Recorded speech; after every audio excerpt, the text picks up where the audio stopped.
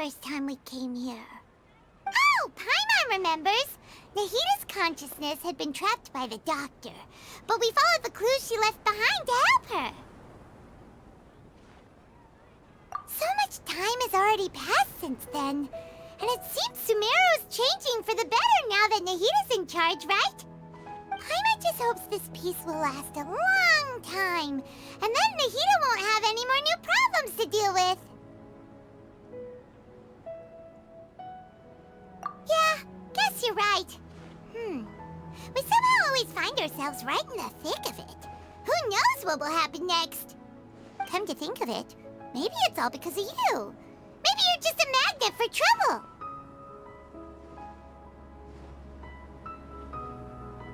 Huh? Me? Before Paimon ran into you, Paimon never ran into any trouble. At most, when she was super tired, Paimon got caught in some strange whirlpool and sucked out into sea. And even then, you fished Paimon out! Anyway, for Nahita's sake, maybe we should think about heading to our next destination for now. Ah, look who it is. Running into you in a place like this?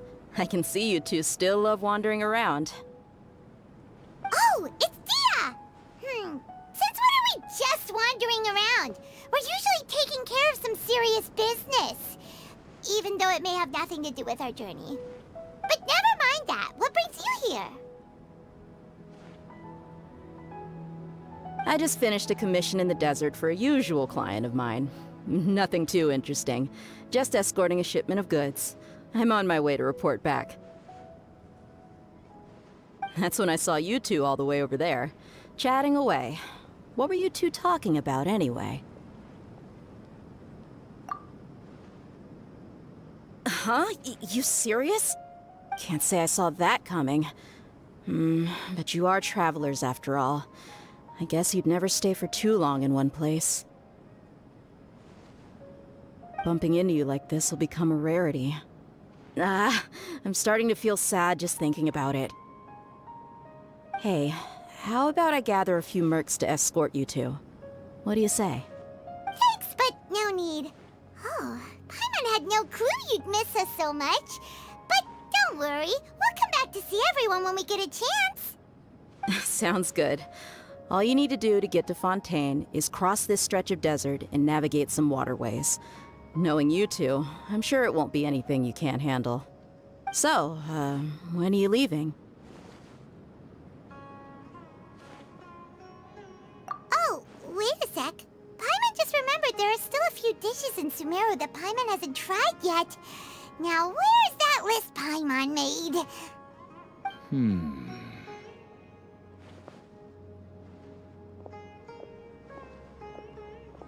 I see. Guess you won't be needing a going-away party or anything. It's sad enough to see you go like this. Though, now that I think about it, Sumeru wouldn't be what it is today without you. Seems true heroes always prefer leaving quietly. By the way, should we go say bye to Nahita? Oh, good point. Then there's no need to bother her in the real world. Then, I guess this is goodbye for now, Traveler in Paimon. Whether as a client or a friend, you're always welcome to come find me. Goodbye, Dia. Bye-bye, Sumeru.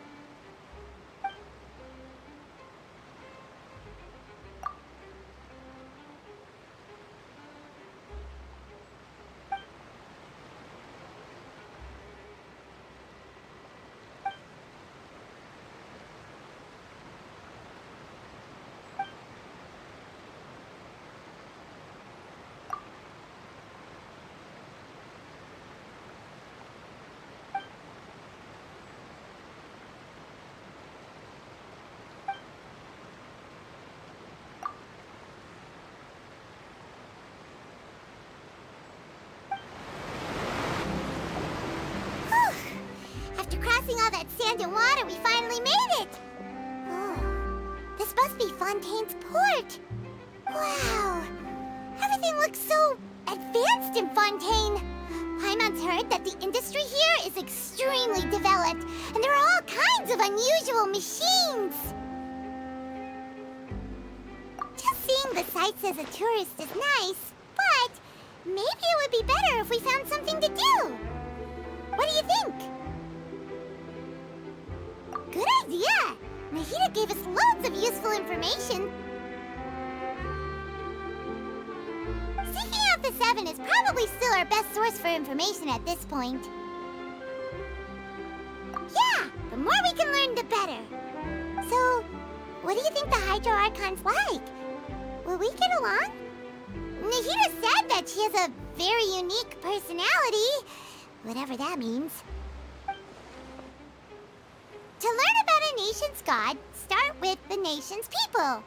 There seems to be some locals talking over there. Let's go see if we can join the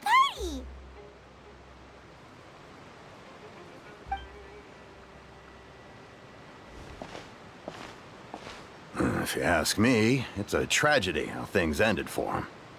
Clearly, he was a pretty decent person. Yeah, I didn't expect that kind of ending for him.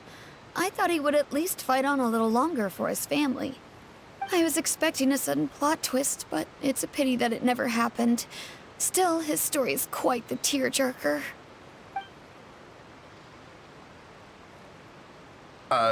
Excuse me. Can I help you two? I couldn't help but notice you standing here listening. Hi. We're travelers new to Fontaine, and we had something we wanted to ask, but you seem to be really busy talking about some kind of play, so we didn't want to interrupt. Play? Oh, no. We're talking about something that really happened. In fact, it's a case that was just heard a few days ago. Really? Like, a real trial?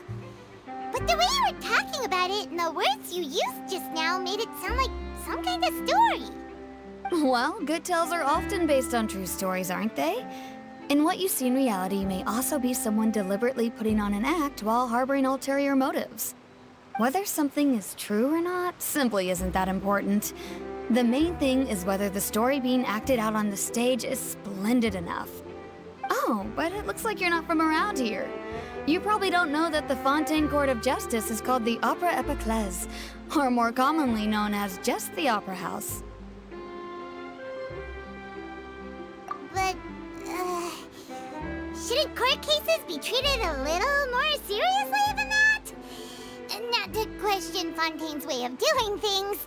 It's just that putting someone on trial is usually a very serious thing. No worries. Other visitors to Fontaine have wondered the same thing. You could say that we just don't want to waste the moving stories behind those cases. And as for your worries about whether the cases are treated with due reverence, we have the absolutely just and honorable Chief Justice Neuvillette, as well as the Oratrice Mécanique d'Analyse Cardinal, a machine created by the Archon. Between the machine and the Chief Justice, false charges and injustice are a thing of the past now.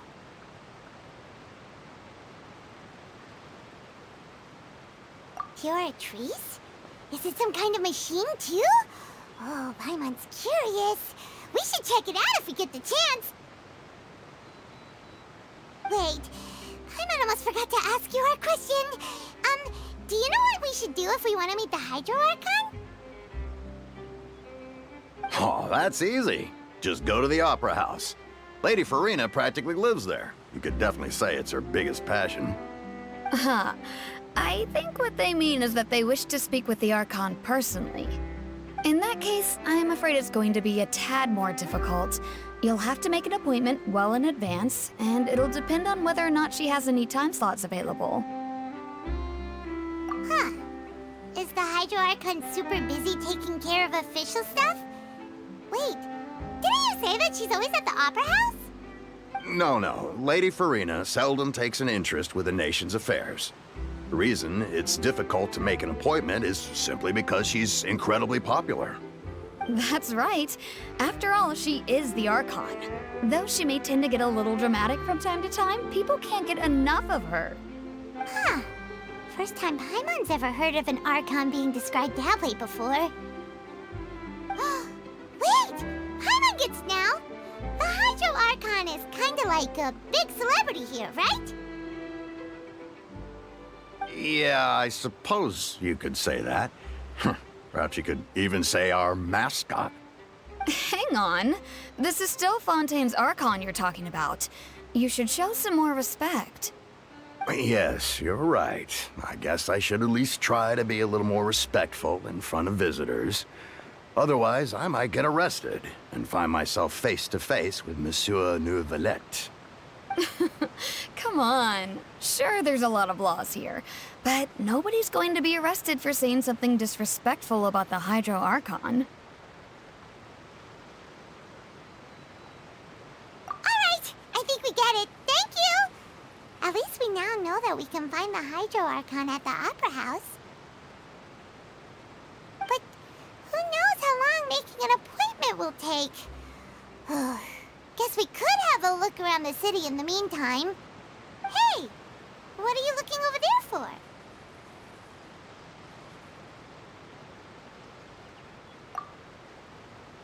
Huh. Maybe something's the matter. She isn't going to jump into the water, is she? Maybe we better go check on her.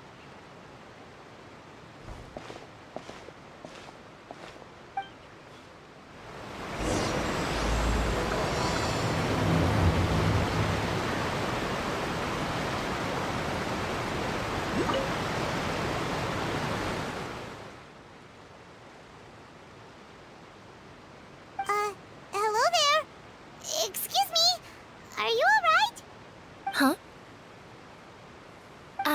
I'm fine. Thanks. Oh, okay then. We just noticed that you seem to be worried about something. About many things, actually. But there's nothing I can do but just keep my troubles to myself. I was just reminiscing about a place my brother and I would play when we were kids. It was just atop that hill over there. See? You're pointing at the sea. Wait, are you saying that you and your brother lived in the water?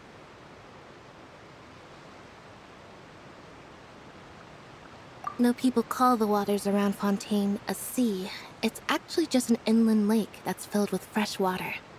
And though I can still see that hill clearly in my memories, now it's been completely submerged.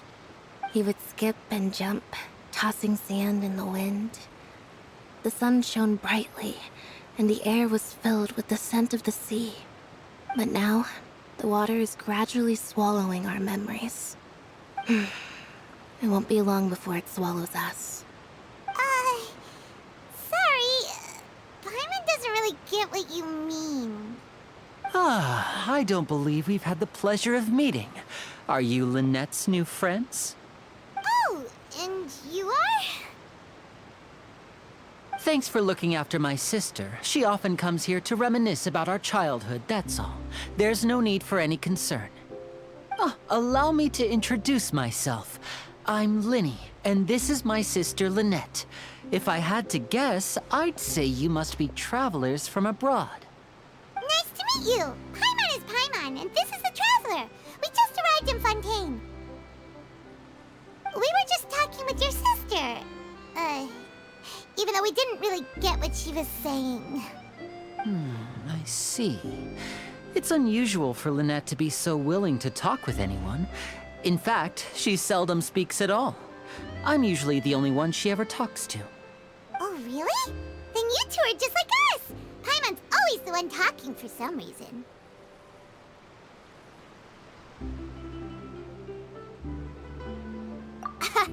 So that's how you think it is? I also think my brother can be too talkative at times. Seems you were right, Paimon. We are quite similar. So, what did Lynette mean just now when she said that the water is engulfing your memories? And that it won't be long before it engulfs you too? Oh, that. It's from a prophecy that's been circulating in Fontaine for some time now. Well, I suppose prophecy isn't exactly the right word, because that implies a certain amount of uncertainty. There's no doubt about what's happening in Fontaine now.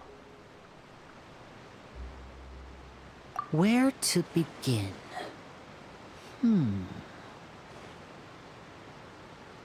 Let's put that question on hold for a moment. We still haven't formally greeted each other yet, have we? Did all the introductions earlier not count? Hello, traveler.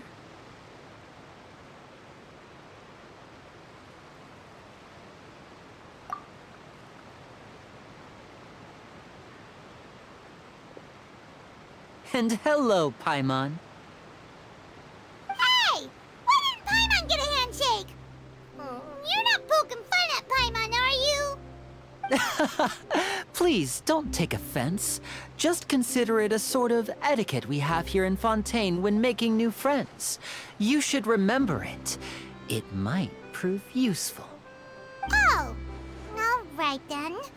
Well, Paimon's just happy to have a local friend now. By the way, we were just getting ready to go to the Opera House to meet the Hydro Archon. Would you be able to show us the way? So you're going to see Lady Farina? No problem at all. In fact, I was planning to go to the Opera House later myself. I'll gladly take you once I finish things here. Please follow me.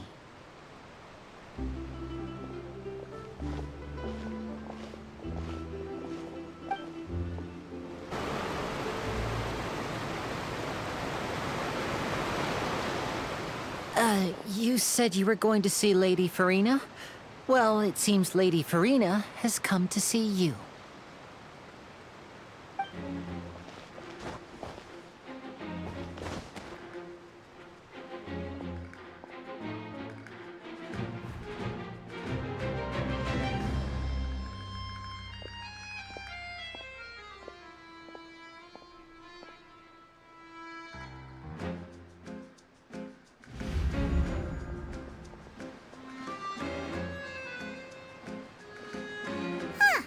So, she's the Hydro Archon?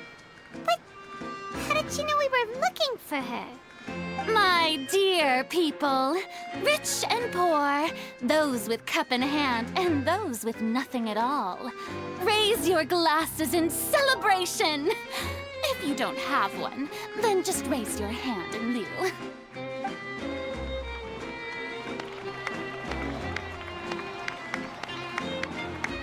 As you can all see, two unfamiliar travelers have arrived in our nation. Come, let us make a toast in honor of this traveler and her companion who have journeyed here from distant lands.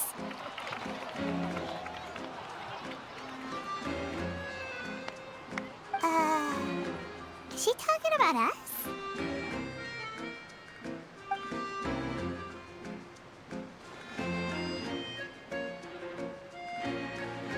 I've long heard of the turmoil and chaos you left in your wake as you visited other nations.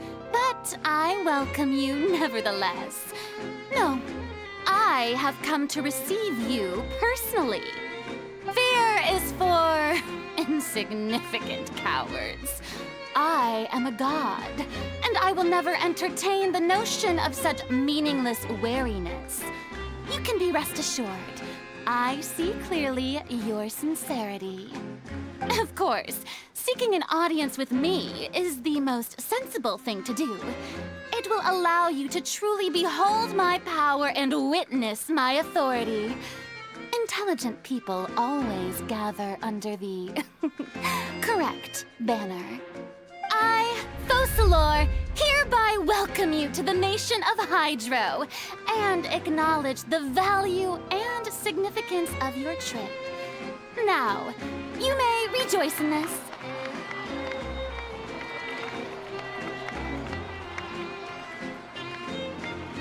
Yeah, Paimon still can't believe it. Feels like we've only been here for a few minutes. But the Hydro Archon's entrance was, how should Paimon describe it? A little over the top? Miss Hydro Archon? How did you know we were coming? see. As Outlanders, you inevitably lack even some of the most basic understanding. Don't forget that even the gods can be divided into the mediocre and the excellent. I suppose it's only natural for you to be awestruck by my abilities. You had best stop and consider. Do you really have the noble qualities and etiquette necessary to communicate with a god? All it takes is a flick of my finger for me to know everything about you. Whoa. Talk about sounding high and mighty. Oh? What's with these looks? Perhaps the welcoming ceremony still isn't enough? What else should I say then? Is she waiting for us to start talking? Wow, I didn't expect to see Lady Farina here. What a surprise! Wait, does this mean they're the legendary blonde traveler? How did I not notice before? Hey, what's all the commotion? Oh, is that Lady Farina? Is there some kind of drama going on? Of course. That's the blonde traveler. The one all those stories are about. Lady Farina came here to personally see her. Oh, I bet this is going to be the duel of the century. Ooh, I've got to see this. I knew Lady Farina would never disappoint.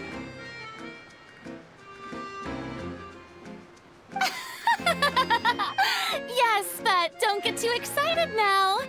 My dear believers and spectators alike tend to get quite rowdy, and despite the noise, I've come to tolerate all their ruckus.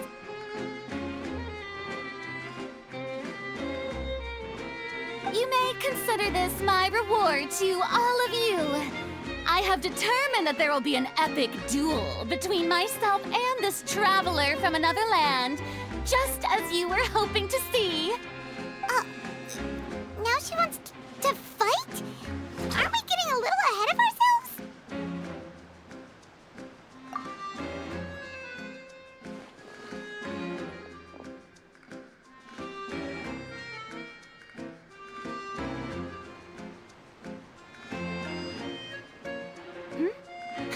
Are you not afraid? Might I remind you that this is a duel against the divine? What are you trying to do, traveler? Provoking a god in front of her people? Stand down, Clorend. I admire her bravery. Few have the courage to draw their sword against a god. She is obviously a true warrior. Unfortunately, people nowadays only crave to be thrilled, and a mere duel will not slake their thirst for excitement. Huh. Yeah, she's right. Just a duel wouldn't be all that interesting. On Araneus, criminals are always requesting duels to defend their honor. I'm getting a bit old, to tell the truth. You see. Then, as the god of justice, I shall face this traveler in another kind of duel. A duel in court! Oh, all right! Now that'll be worth seeing! Right. This is Fontaine, after all. Such a grand opera house, it would be a pity not to use it. Why do you care so much about the crowd's reactions? Seems you've spent a little too much time in the opera house. Besides, how exactly do you plan to have a duel in court? You mean you're going to put us on trial?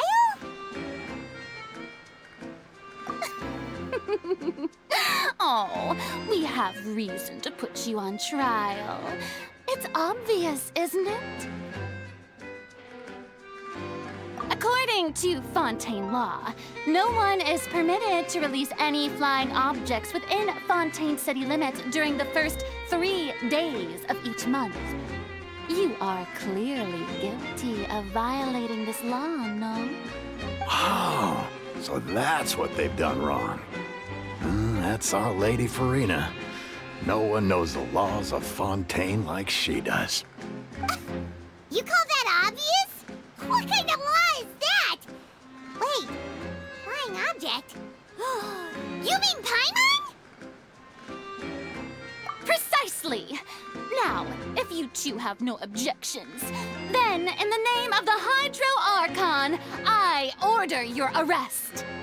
My apologies, Lady Farina. I don't mean to spoil the fun, but if you would allow me to interject, I don't think that Paimon here meets the definition of a flying object. You tell her, Linny! Finally someone who's not crazy. How could anyone call Paimon a flying object? Ah, great magician Linny, my beloved citizen. I'll permit you to object, but how exactly do you plan to prove your claim? As a magician who just rained on your parade, I naturally should shoulder the responsibility of saving the show. So, with such an audience gathered here, allow me to perform a trick for everyone.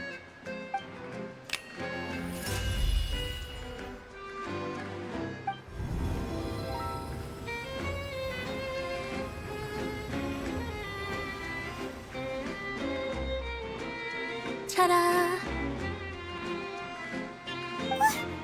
What's that on Paimon's back? Hey, when did you do that?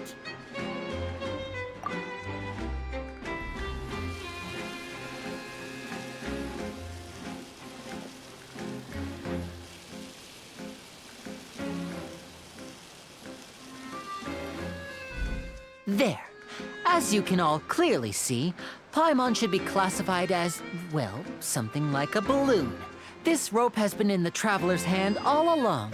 It was just that no one could see it before. Huh? You call that magic? You've got to be joking. I thought it was pretty good. Nice one. Huh. I'm not sure what to think. It seems Lady Farina's charges no longer hold water.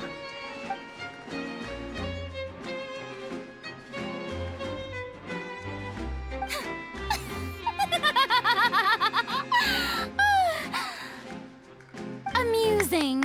Very amusing, Linny. Just the sort of unexpected twist that I enjoy. With you here, today's performance can finally be called complete. Performance? You see all this as a performance? In which case, consider the matter of your trial resolved. The god of justice will not bring charges against an innocent person. But when there are valid grounds, I will not only judge travelers from abroad, but even the gods of other lands. I look forward to seeing your upcoming performance at the Opera House, Mr. Linny and Miss Lynette. That's enough for now. Toodaloo!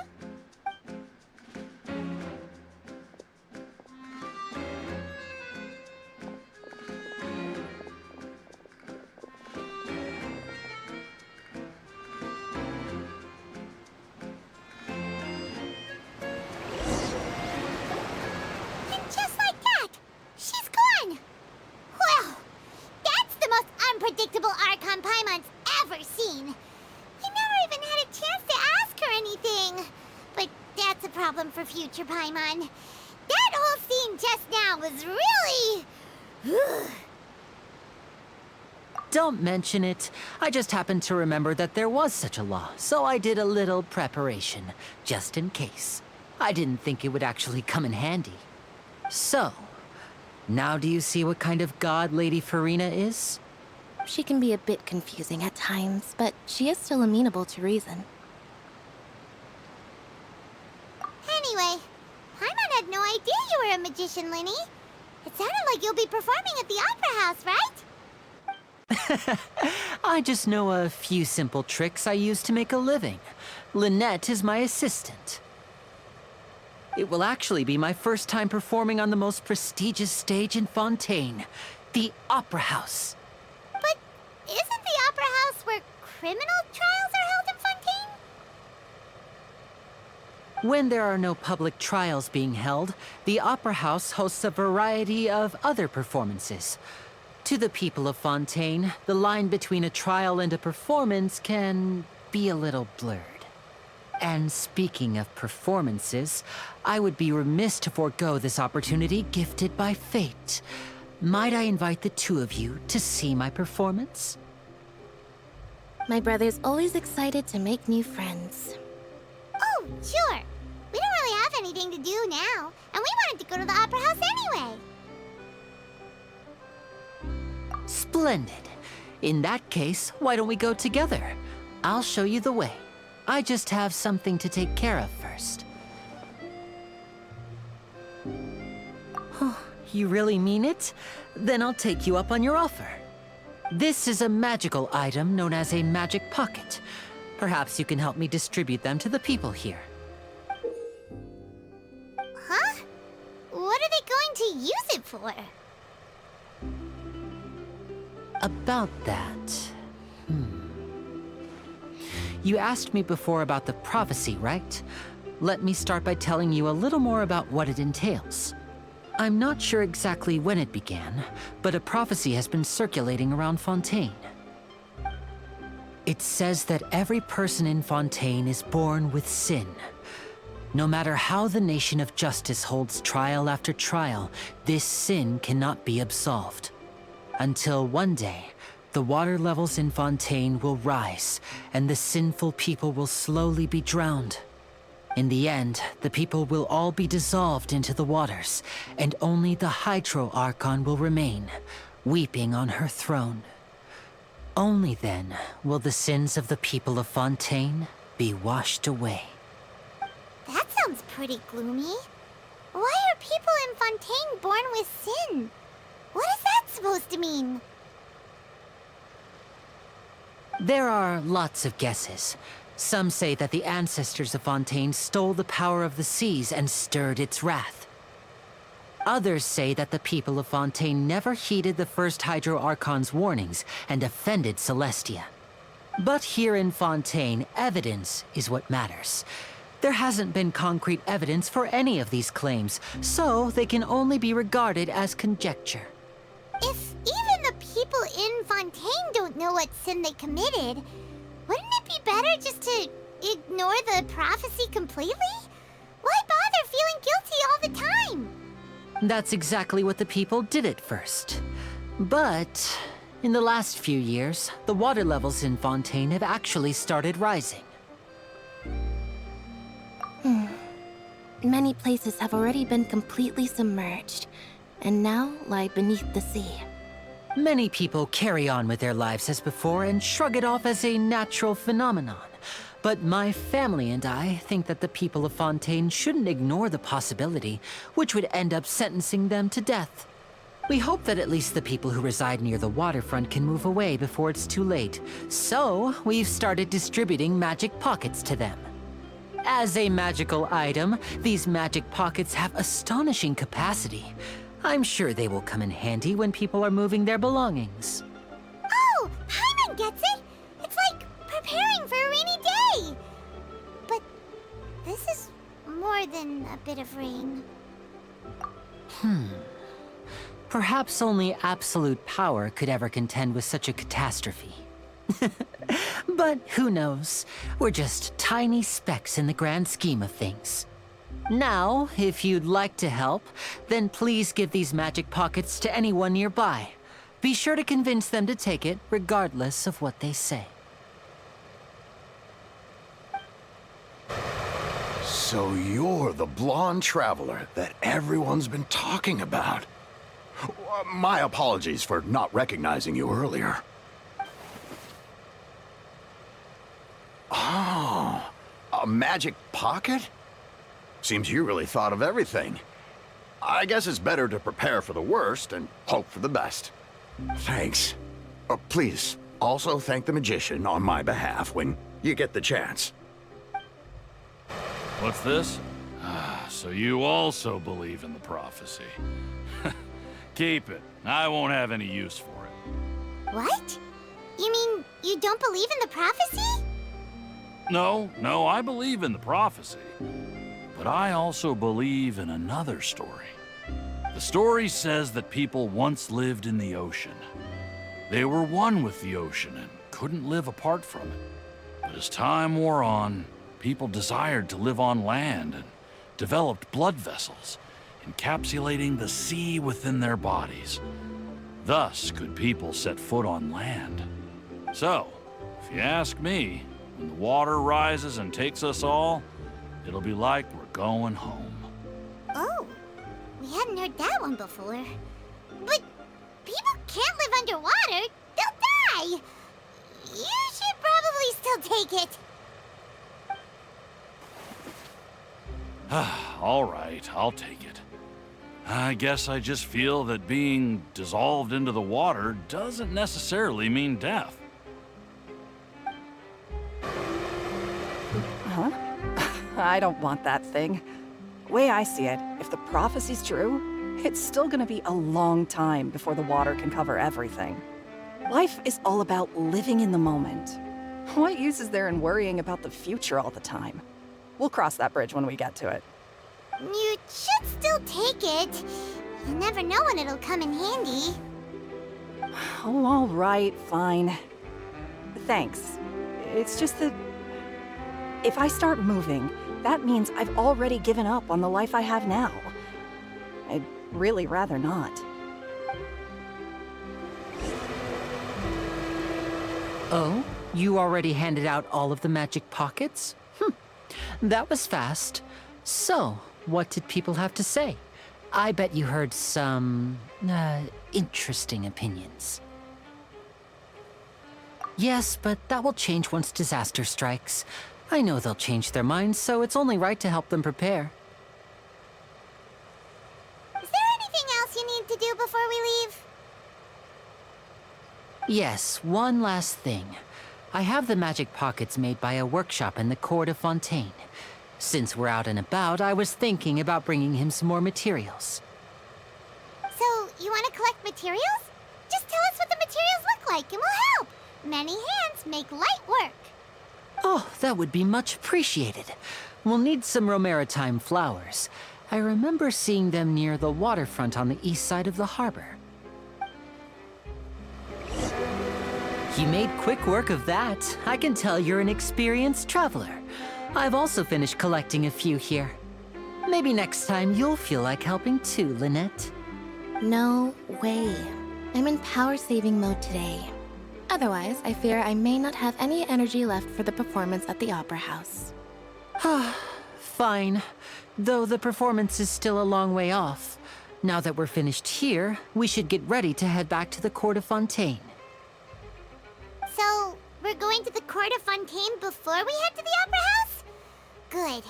Paimon wants a tour of Fontaine's largest city and try...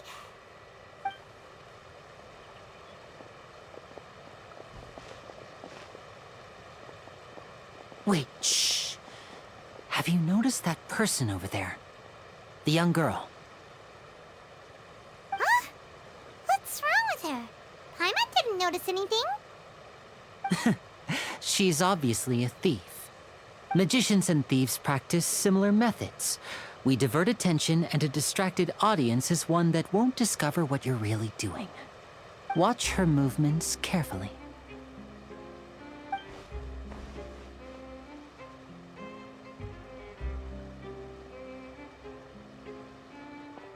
Oh, he's right! Shh, keep your voice down. We need to think of a way to catch her, but it seems she's very alert. Perhaps we should split up. You two can ride the lift over there and wait up top. I bet that'll be her escape route if she tries to run. All right, let's go. This is the spot where Linny wanted us to wait.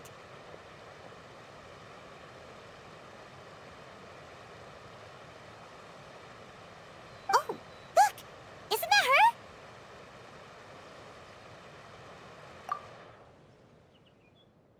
Oh no! Did she notice us? She started running the other direction! What should we do? Should we chase her?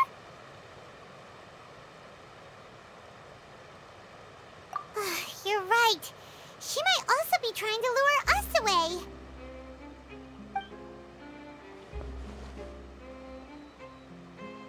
Nothing's happened for a while now.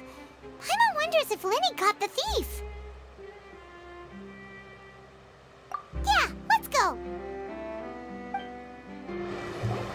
you sure that's all she took? You should check to make sure you're not missing anything else. No, that was all. Oh, I can't thank you enough. I didn't notice a thing earlier. Anyway, I should be going now. Thanks again. Oh, were you returning what the thief had stolen? That's right. Pity I wasn't able to catch her. She distracted me by dropping the thing she stole on the ground. By the time I looked back, she was already gone. I saw the general direction she went, but Lenny twisted his ankle, and I needed to make sure he was okay. Oh, did you get hurt, Lenny? I'll be all right. It's just a twisted ankle, that's all. In fact, it's feeling better already. If you want to play at being a hero, at least try not to get hurt doing it. Imagine what would happen if you managed to derail our performance as a result. You're right. Sorry, Lynette. I have to admit that the thief was even more skilled than I had anticipated. But at least we were able to get the stolen items back, so it wasn't a complete failure. What a slippery little thief. Guess things turned out all right in the end, though. Lenny's initiative paid off! All right, let's put this little detour behind us. We should go to the Court of Fontaine now.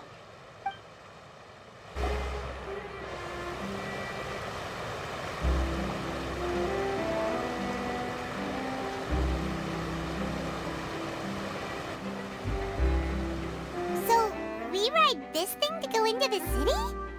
What an ingenious way to get around! People in Fontaine really know how to use water! This is an aquabus. It allows people to travel between several key locations around Fontaine. It's pretty convenient, but the ride can become a little dull after a while. The scenery is always the same. That's why it's better to travel with friends. So you mean it's still boring even when I'm riding with you? No, that's not what I meant. It's just that, well, you don't really talk that much. Besides, it doesn't really feel like a real trip when it's just the two of us. It's the same as being at home. Whatever. Guess that's what it's like to be an older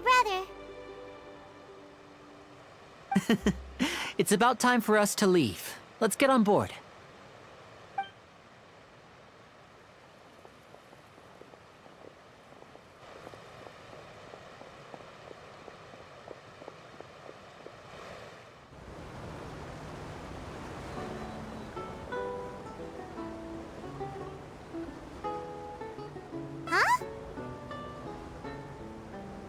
What?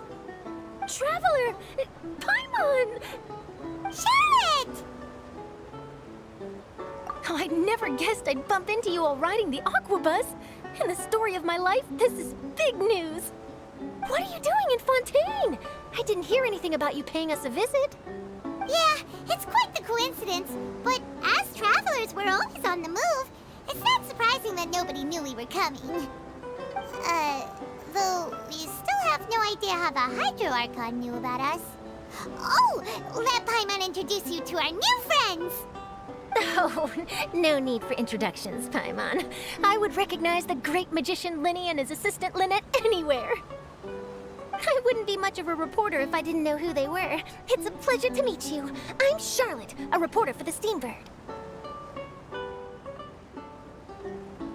Nice to meet you. From the Steambird, huh? We've often relied on your paper to promote our performances. It's an honor to meet you. Now that everyone knows each other, Fontaine suddenly doesn't feel like such an unfamiliar place.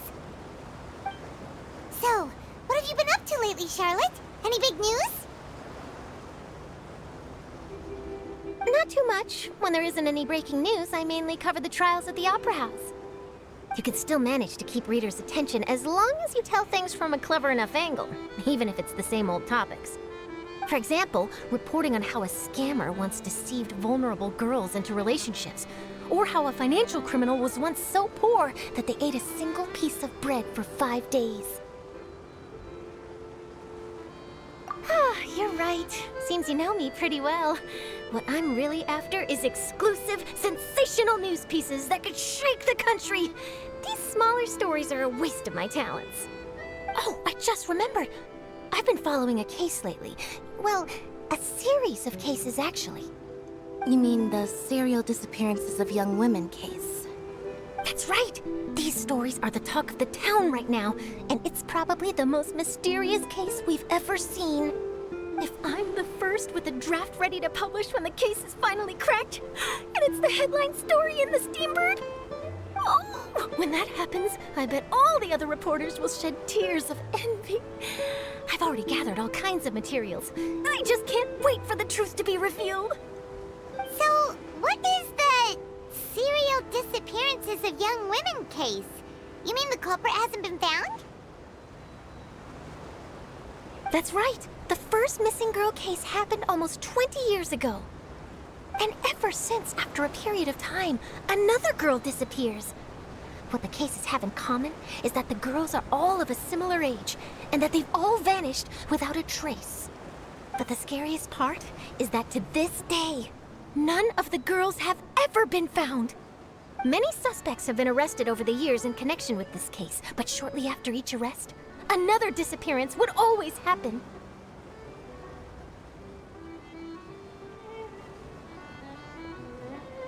Yes, it's possible.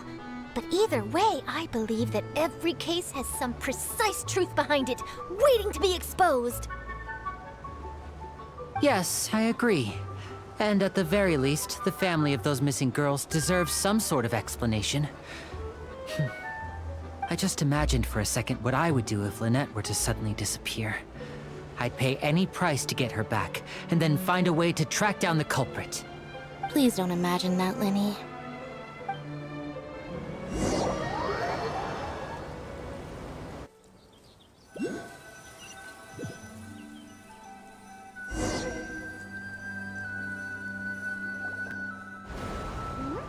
Hey, we're almost there! Look!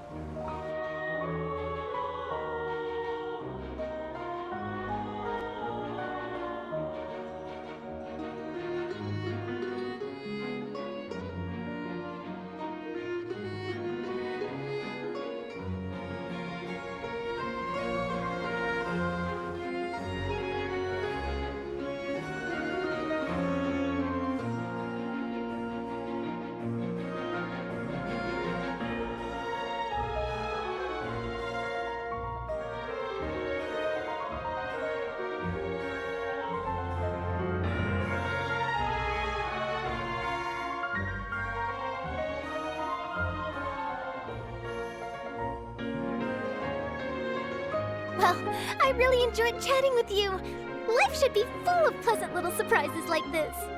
Yeah, us as well. The ride went by too quickly. I have an interview to get to. I should get going before I'm late. Okay, Hyman hopes we can chat again soon, Charlotte. See ya! Bye now. Oh, be sure to stop by and see me at the Steambird when you have time. What a tough job. Always running around and interviewing everyone. Well, where should we go now? If you don't mind, how about we stop by my home first? Besides, I still have all the materials we collected. Sure, we wouldn't mind at all. This city is so huge, Paimon wouldn't know where to start anyway.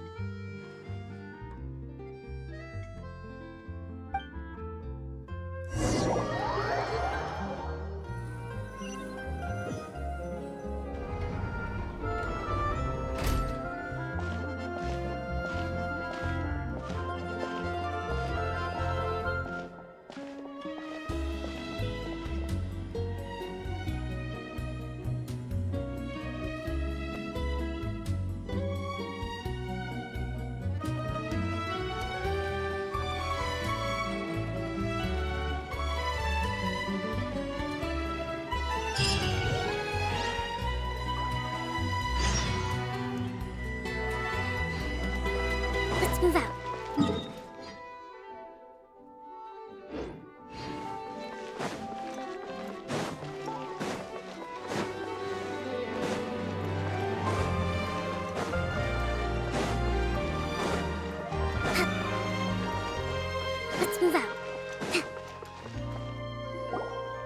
This is our current abode. Ah, Fremine, you're home. Where did everyone else go?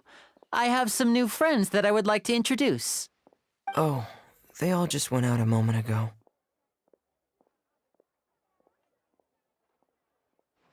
I see. Everyone is getting busier now that Father will be returning soon. I suppose that can't be helped. Allow me to introduce you to my little brother, Fremine. He is a phenomenal diver. Hello. Nice to meet you! Paimon is Paimon, and this is the Traveler! Oh, you sound very proud to have a diver as a brother, Linny.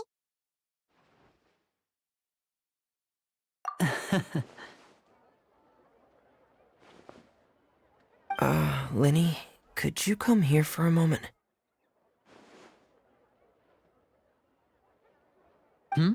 What is it, Fremine? Do you have something to tell me?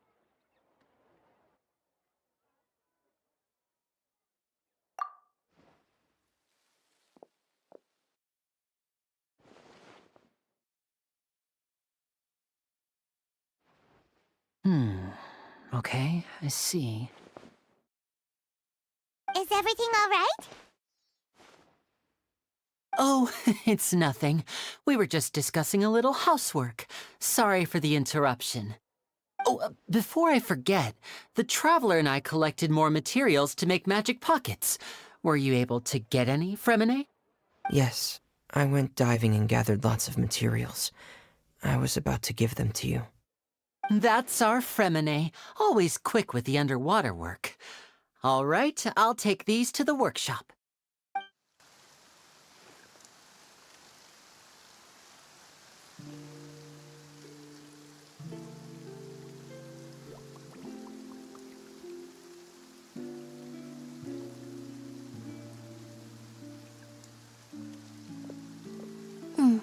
Looks like rain.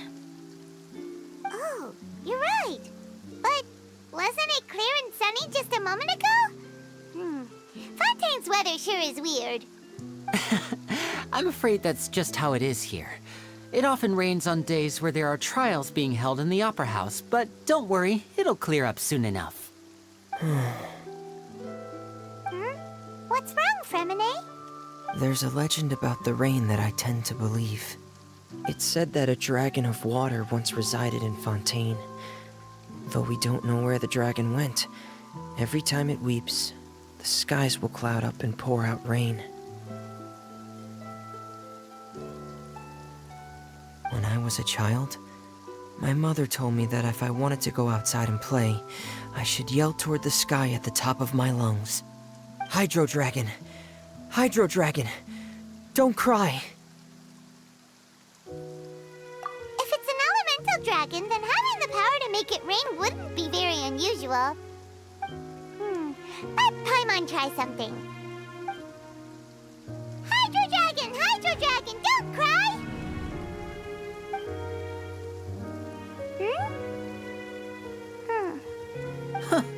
Doesn't seem to be of any use. It is just a legend after all. You know, you might be a more popular magician if you understood the concept of romanticism. Or could at least play along. Sorry. It might be because we've never met the Hydro Dragon. Perhaps it can't be comforted by the words of strangers.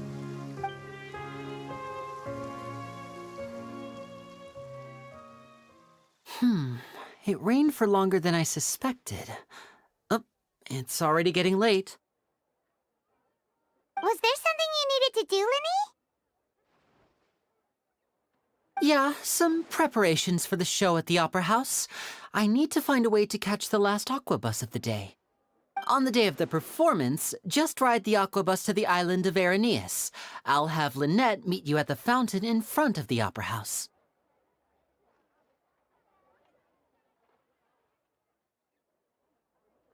Oh, are you leaving now? What is it, Fremine? I'm in a hurry. Oh, I get it. You feel nervous delivering the materials for the magic pockets, is that it? Perhaps we could trouble the Traveler to help us take these materials to the Beaumont workshop and deliver them to the owner there? I'm afraid that Fremine can be quite introverted, and the boss there tends to be pretty talkative. Fremine has always been a little afraid of her. No trouble at all! Don't worry, we're on the case! Sorry for the inconvenience. I'm quite useless when it comes to such tasks. I'll think of a way to make it up to you. Oh, no need! This will be a walk in the park for us!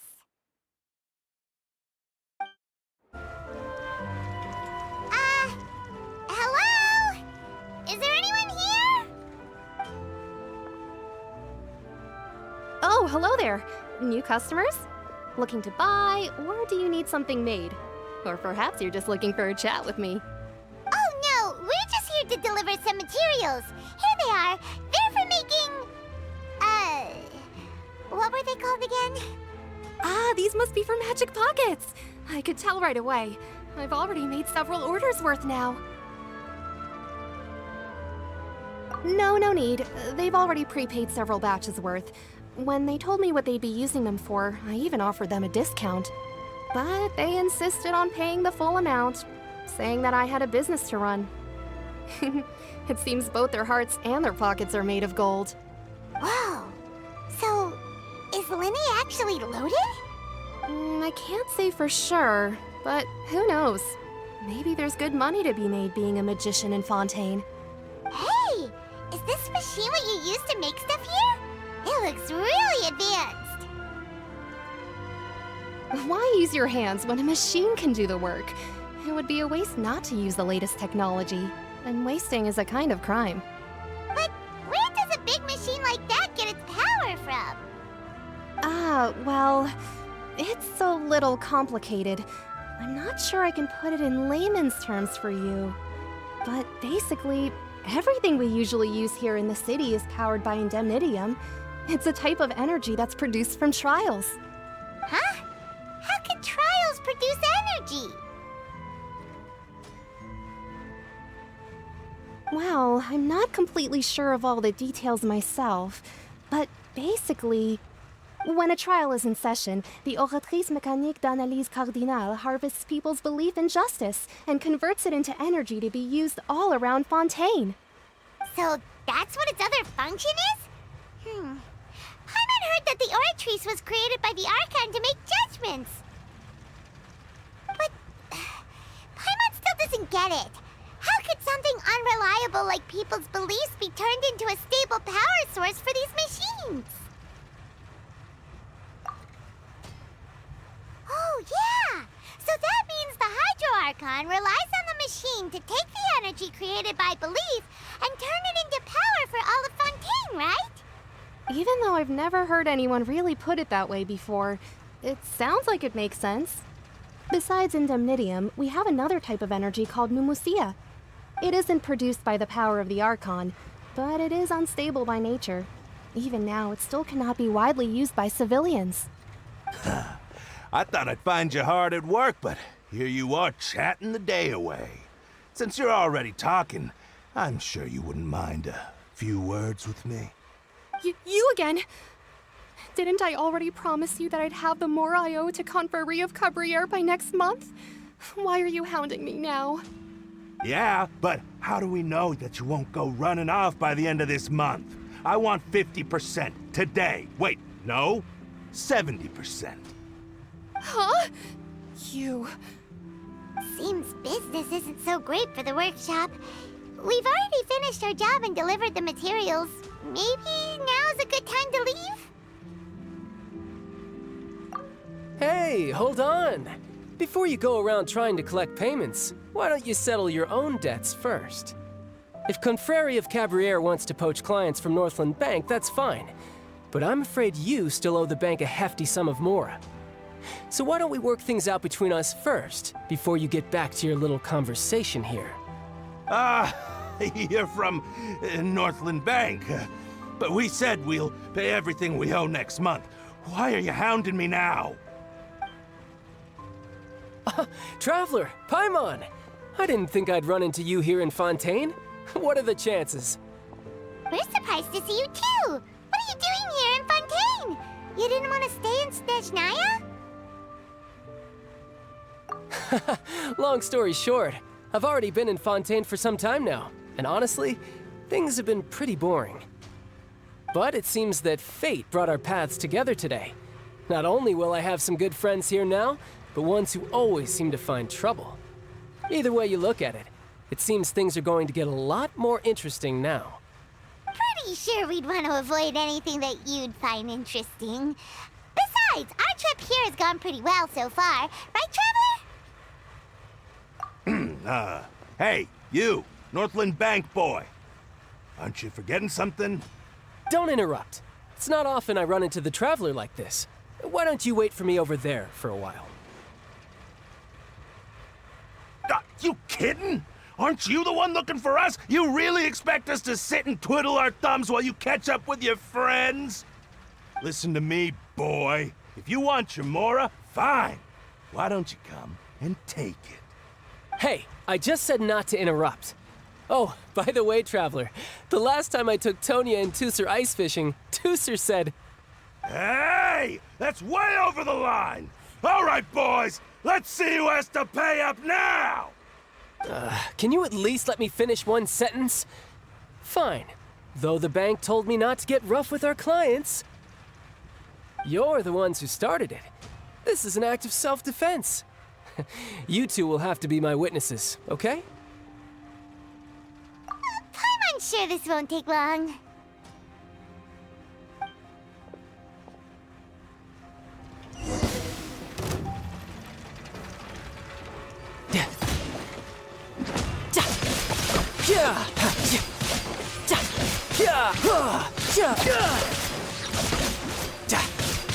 Shouldn't let your guard down.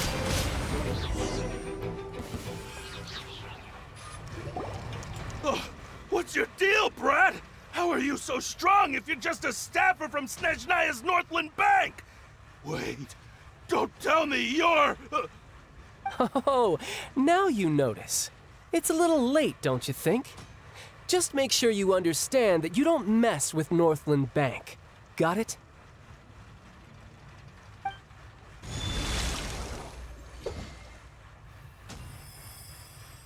Huh?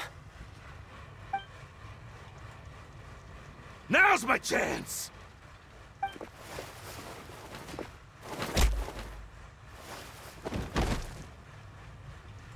Huh. That was weird.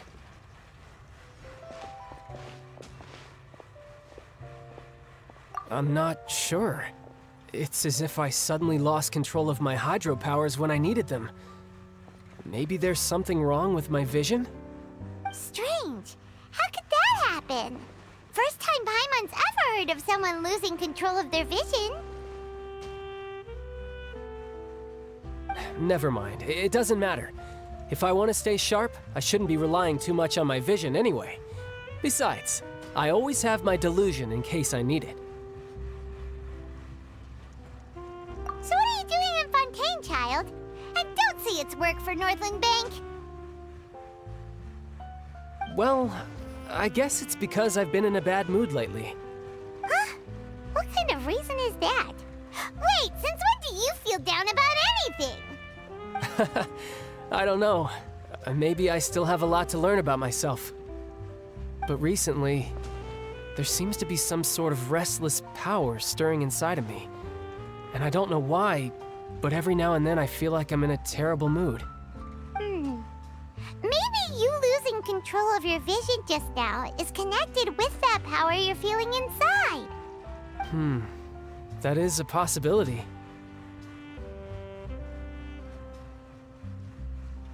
I can't remember if I ever mentioned it before, but when I was 14, I fell into some unknown abyss.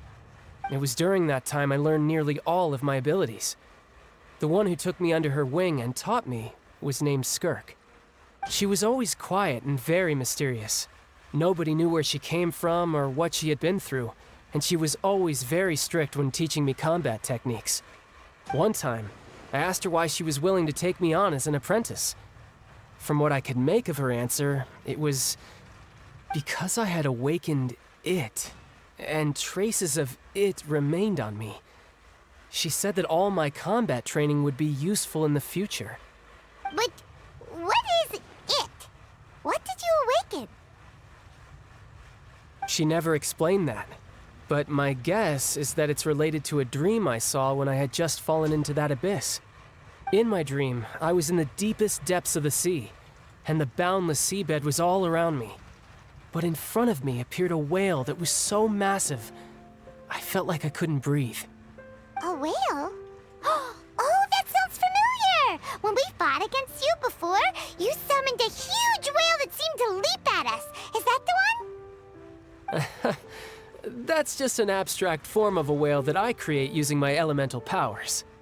It takes that shape because the scene I dreamt of the whale has always been stuck in my mind. I'll never forget it. So you used the whale as inspiration for one of your moves? Huh. Seems a little twisted to Paimon. So why don't you just go ask your master?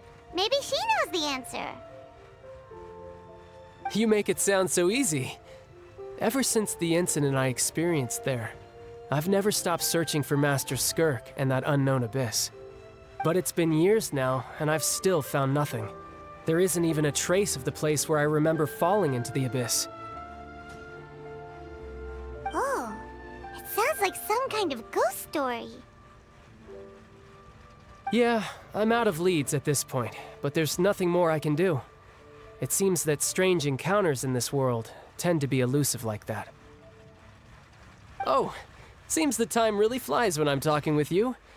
I just remembered I have somewhere else I need to be, so I should get going. What? More work for the Northland Bank? No, it's more of a personal appointment. Lately, I've been sparring with some of Fontaine's official champion duelists whenever I'm feeling bored. Official champion duelists? You mean it's their job to duel? Yep. In Fontaine, before a criminal goes to court, they're given one chance to defend their honor by requesting a duel with an official champion duelist. The champion duelists are all powerful fighters selected from among the nation's best. And the duel itself is a no-holds-barred fight with no specified stopping point. So engaging in such a duel is regarded as a symbol of defending your honor. If a criminal manages to win the duel, they'll be acquitted. But if they lose, they'll have no choice but to stand trial. And the worst-case scenario is that you're simply killed in the duel. Though it's rumored that Fontaine has a death penalty, from what I can tell, no one has ever been officially sentenced to death.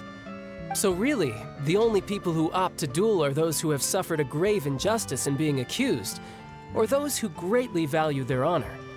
Otherwise, why gamble with your life? So, do many people actually get out of their trials by winning the duel? Apparently, it's exceedingly rare for anyone to actually win. Fontaine probably enacted this system as a way to show that the nation respects the honor of its citizens. Besides, none of the champion duelists are to be trifled with, which is exactly why I was itching to face them as soon as I got to Fontaine. Apparently, the one I'm meeting today, Clorinde, is the strongest of the champion duelists. I had been asking her for some time before she finally agreed to face me today. Well, that's child for ya. Paimon feels like we heard that name somewhere before. Clorinde. Huh. Oh, before I forget, I want you to have this. Huh? Your vision? You're seriously just giving it away? I'm just worried that it could become uncontrollable again. I'd be pretty upset if it got in the way of my duel, so I think I'll be better off without it for now. Besides, I just need you to hold on to it for a short while. I'll come retrieve it when I have some time later. Paimon knows what you're up to. You just want an excuse to come talk to us again, don't you? Whatever gave you that idea? I'll be in touch later.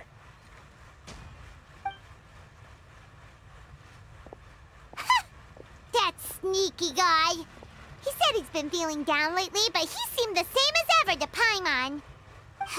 Well, seems we don't have much to do for now. We might as well walk around and see the city before Lenny's performance.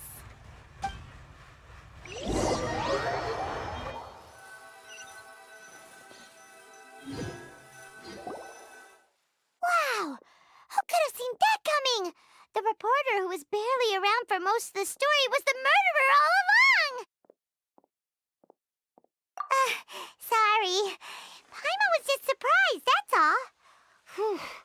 Paimon never saw that twist coming. The murder mystery novels here are amazing! The whodunits here in Fontaine are a lot different than the light novels you see from Yai Publishing House. Both have their merits, but Paimon thinks this style of novels are more, well, novel. It's so exciting to reach the moment when the mystery is uncovered, especially in the one Paimon was just reading. You should buy a copy and read it too. Oh, sorry about that. Paimon will be more careful next time. Hey, shouldn't we be heading to the Opera House to see Linny's performance soon? It's almost time for the show to start, so we should get going. Whoa, now this is fancy! The Opera Epiclese. What a place to hold a performance! No wonder Linny and Lynette were looking forward to it. Huh. Looks like there's a lot of people standing around the fountain up ahead.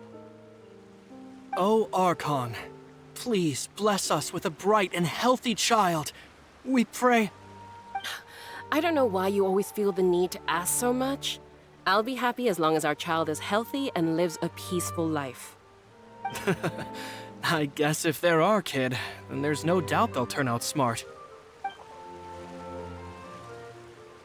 Maybe this is one of the customs in Fontaine. There sure are a lot of couples here. Vache.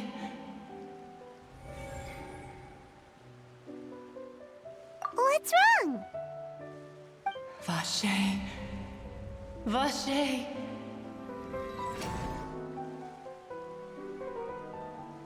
No, Paimon didn't say anything. Are you hearing things? Welcome to the Fountain of Lucine. All the water flowing through Fontaine converges here. It's customary for newlyweds to come here and wish for children. Lynette! You scared Paimon! When did you get here? Lenny asked me to wait here for you, remember? Right. What do you mean? There are a lot of people here right now. Hey, you're not trying to scare Paimon, are you? Besides, it's the middle of the day. It's not the time for eerie things. I see. I might be able to tell you something that could help explain the voice you heard. In fact, you might not be imagining things at all. I suspect that what you heard is a result of your hypersensitivity to the hydro element. Others in my family have had similar experiences. It's because of her sensitivity to the hydro element? But what would hearing a voice have to do with elemental power? When do you cry, Paimon? Wait, what? What does that have to do with anything? Just answer me. When do you cry?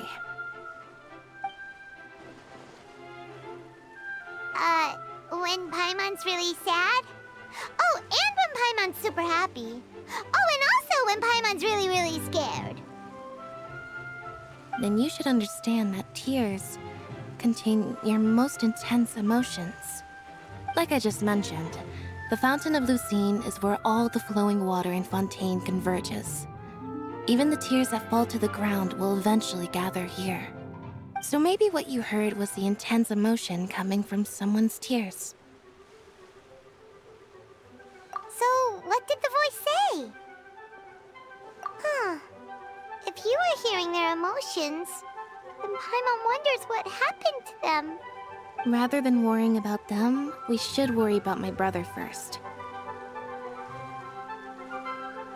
Don't let that calm look of his fool you.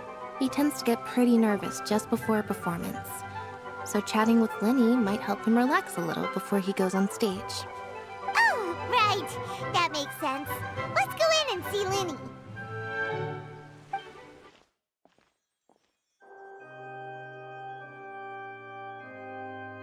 Traveler and Paimon, good to see you. I knew you two would come. Are you kidding? We wouldn't miss it for the world. We've been looking forward to it. I can tell, judging by how early you've arrived. But you're actually right on time. The audience still hasn't started entering the venue yet, which means now is the perfect chance for us to take you to the best seats in the house. Wait just a moment, I'll fetch the tickets.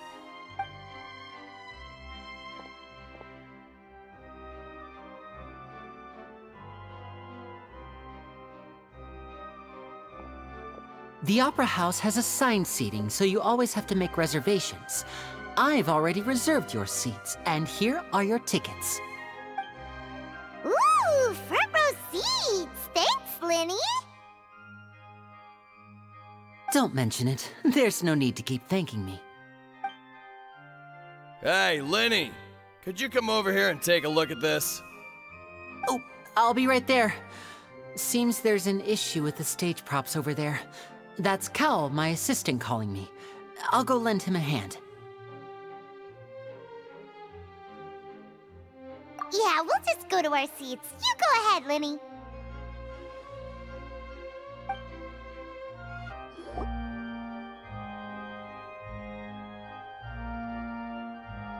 Oh, these should be our seats. Come on, let's sit down.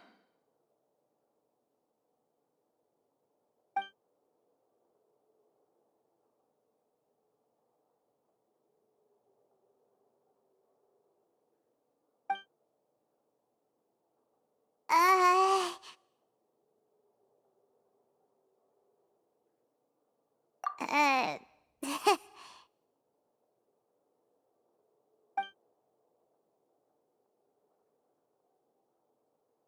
Hey, Traveler.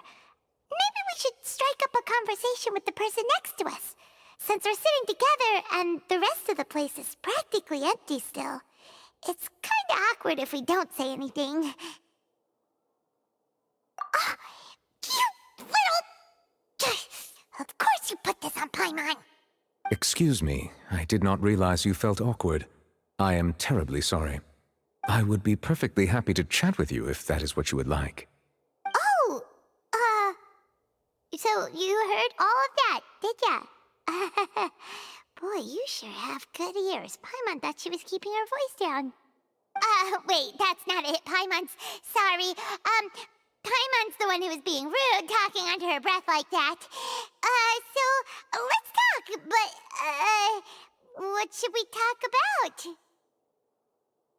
Oh, Paimon's got it. You're also here early and sitting in the front. Are you a friend of Linny's too? A friend, you say? Well, if Mr. Linny would like to be my friend, I would be more than happy to reciprocate. Oh, so you're not friends with Linny then? Oh, this is getting more awkward by the second. Paimon nearly forgot to make her introduction. Nice to meet you. Paimon is Paimon, and this is the Traveler. We just arrived in Fontaine. It is an honor to meet you two. I have heard of your deeds across Tevat. And as required by proper etiquette, I will also introduce myself. I am... Oh, Monsieur Nervillet. What an honor it is to have you here to see my show. Ah, Mr. Linny. I should say it is in fact an honor for me to see your performance in person. Wait, Nervillet? Could he be... I saw you all chatting just now, but it seems you still don't know who Monsieur Nervillet is. Allow me to introduce you to Fontaine's Chief Justice. That seat is always reserved for him. It wouldn't be too much to say that he's the symbol of justice and honesty here in Fontaine. Whoa! Sorry for being so rude just now. Paimon had no idea you were such an important person. No offense taken. Being Chief Justice is merely what I do for work. Nearly every person has their usual reserved seat, so I'm not so special, really. And by the way, I should probably let you know, even though I would prefer not to, there's someone sitting up there in the VIP seats that has been striking a pose for quite a while now. I believe she is trying to give you a most elegant and impressive first impression. So I think you should take notice of her sooner rather than later. Otherwise, she may become flustered.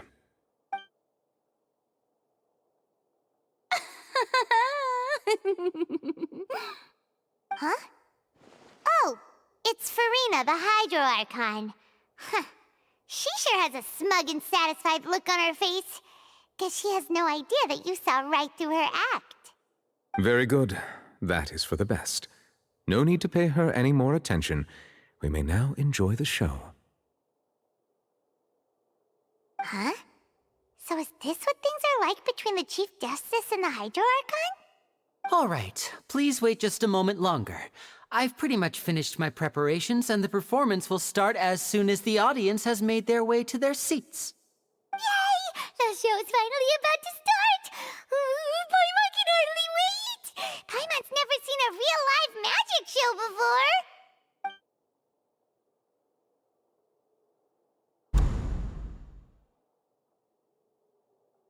Ooh! They're dimming the lights! The show must be starting!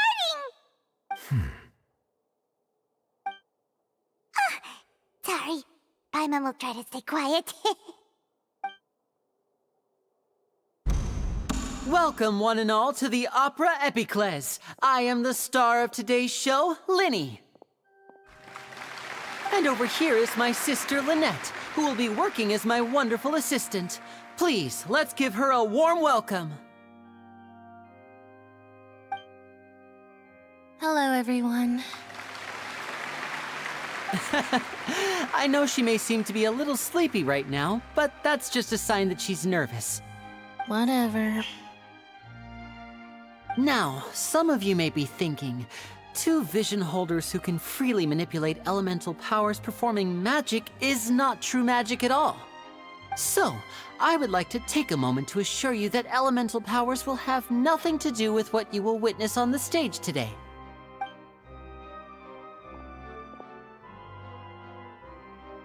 Both Lynette and myself have removed our visions for the show. That way, even the gods won't be able to help us. Oh, good point. That's what makes the show real magic. Now, without further ado, let the show begin. Lynette will now exit the stage to make some preparations. I know you might miss her, but don't worry. She'll be coming right back on stage momentarily. Perhaps in an unexpected way. I'm sure she'll be stealing the spotlight soon enough. Oh, and before I forget, there's one more thing I should say. You never know what can happen in the blink of an eye. A magician's greatest skill is making things disappear or appear. The possibilities are endless.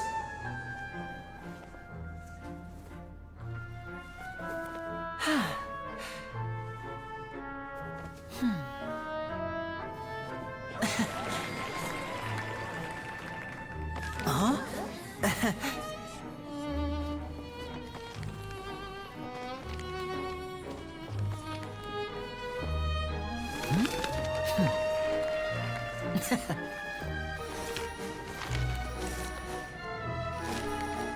But this isn't what you came for.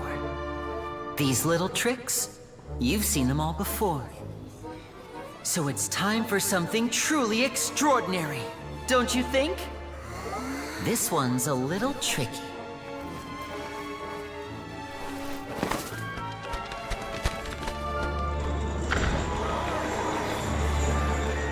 Using this water tank, I shall make my sister vanish completely, right before your very eyes.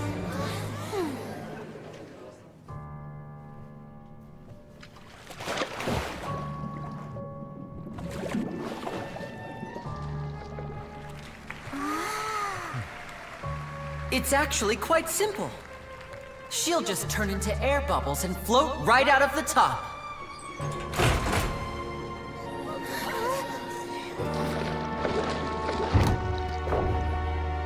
Oh no! I told them to check all the props carefully. With the lid on, even air can't escape. An amateur magician would be getting very nervous right around now. Luckily, it's me on stage, so let me show you what a true virtuoso can do.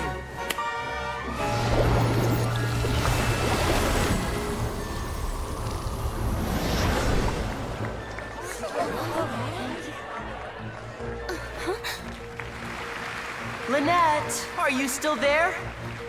Don't go too far. We don't want to use up all our magic. Hi, I'm back. Uh-huh.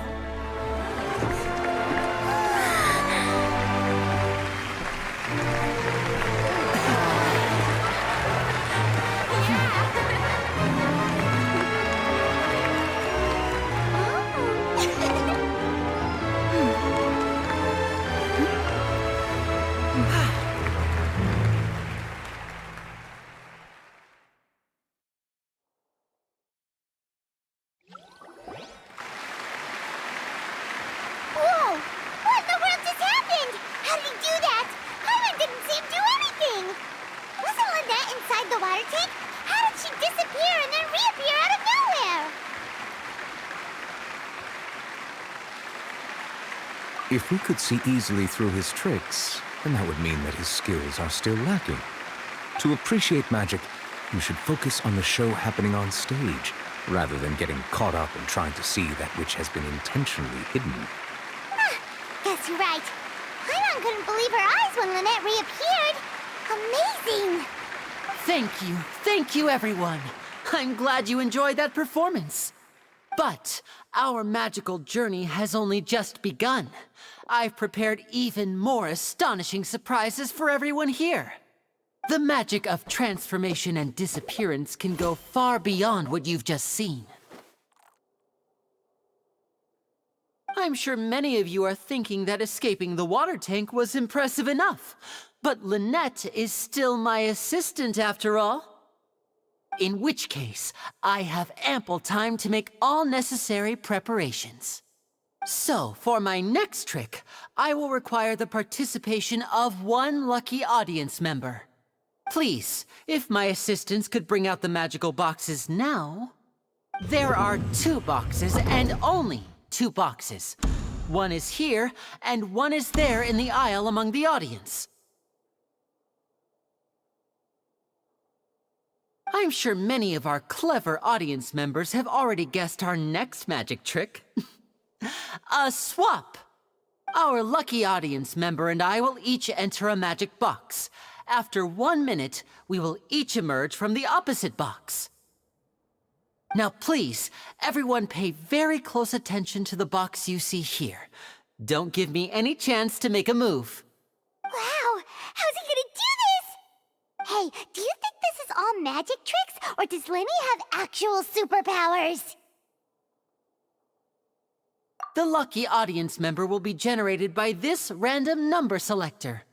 It selects numbers entirely at random. Even I don't know who will be chosen to participate. Now then, let's begin. Let me see. Oh, row 7, seat 3. Congratulations! You now have the chance to experience magic firsthand for an entire minute. Please, come forward. My assistant will take you beside the magic box. I'm sorry, it might be a little cramped inside, but no need to feel nervous. We've carefully arranged everything for you to be as comfortable as possible. You don't need to do anything, but no matter what strange things may happen, don't come out of the box. If the magic is interrupted, who knows where you might end up? You might even find yourself in the Fortress of Meropide. Oh, okay. All right. Before I enter the magic box, there is one more thing I need to ask the audience to do. Could you all give me a countdown? Like this. 60, 59, 58. Just keep counting down. You can go a little faster or slower if you like. I won't be able to see anything in the pitch black box, so I'll be relying on your voices to know when time is up. Oh, and no tricks now. If you quickly count from 60 in just 30 seconds, then I'll be in a tough spot. Ooh! Paimon kinda wants to count faster after hearing him say that!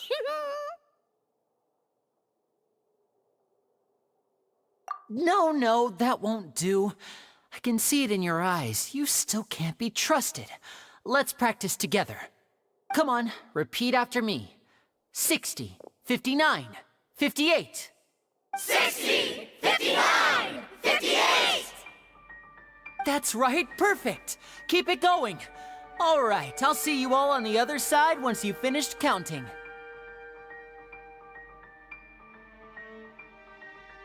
54, 53, 52?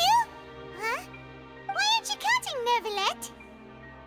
I am counting in my head. I think things are exciting enough in here as it is. Merely a consequence of my identity and personality. Do not worry about me. Just enjoy the show. Oh, all right. You look so serious that Paimon thought you might be feeling uncomfortable or something. 40, 39, 38! Mr. Linney, are you all right in there? Is everything ready? Yes, I'm fine. I'm just double-checking the direction of the magic. It would be a disaster if we get sent to the wrong places. For example, mid-air right above the audience. Even though he's saying that, Lenny doesn't seem nervous at all.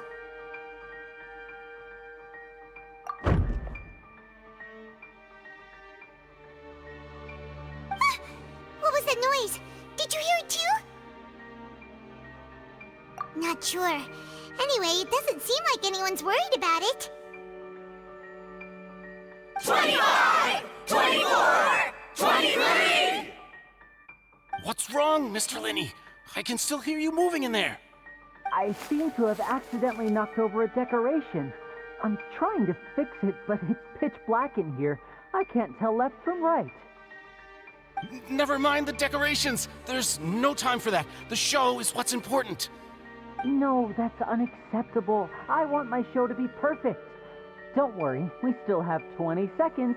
Hear them counting? 19! 18! 17! It seems things aren't quite going as planned. I apologize, everyone. It feels like you're all starting to count faster, but that's all right. I know it can be tiring to do such a long countdown. 10 seconds and change is still plenty of time. 10! Almost there now. Whew. Swapping two people is harder work than you might think.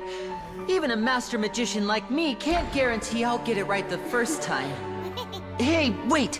Is this the back one? I can't tell. They both look the same inside. Huh? No, that's not it. I'll try again. 7! Hey, slow down! Honestly! 5! 4! 3! Whoops! That doesn't count! 0!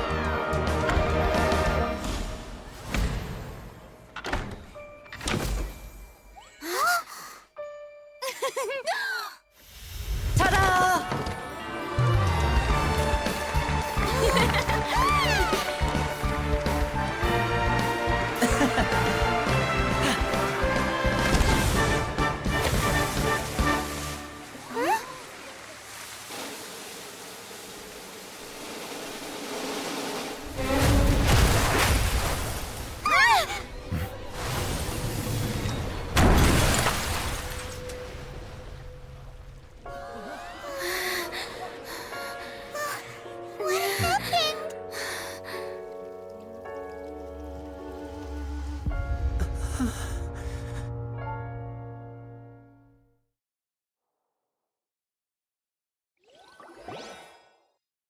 Huh?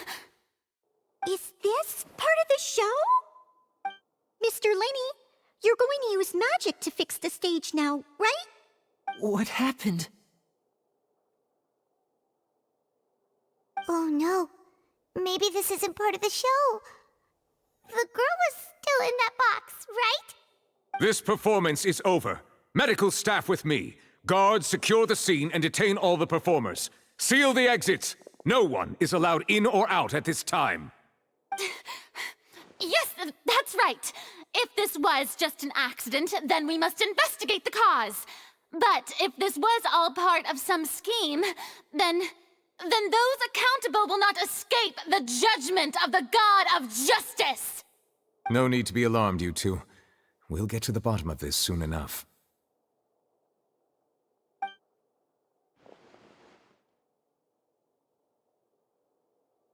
Unfortunately, the person who is in the magic box has been pronounced dead. His name was Cowell, one of the assistants in Linny's magic troupe. Apparently, the fireworks on stage ignited the ropes that were suspending the water tank, which then caused the tank to fall onto the stage. As of now, we are still not sure why we found Cowell in the box, rather than the guest from the audience. And after an initial search of the area, the guards have confirmed that the girl is nowhere to be found. It appears that this incident was not merely some mishap with the performance. And there are many indications that it is connected with the case of the serial disappearances of young women. The serial disappearances case? That's the case that Charlotte mentioned before!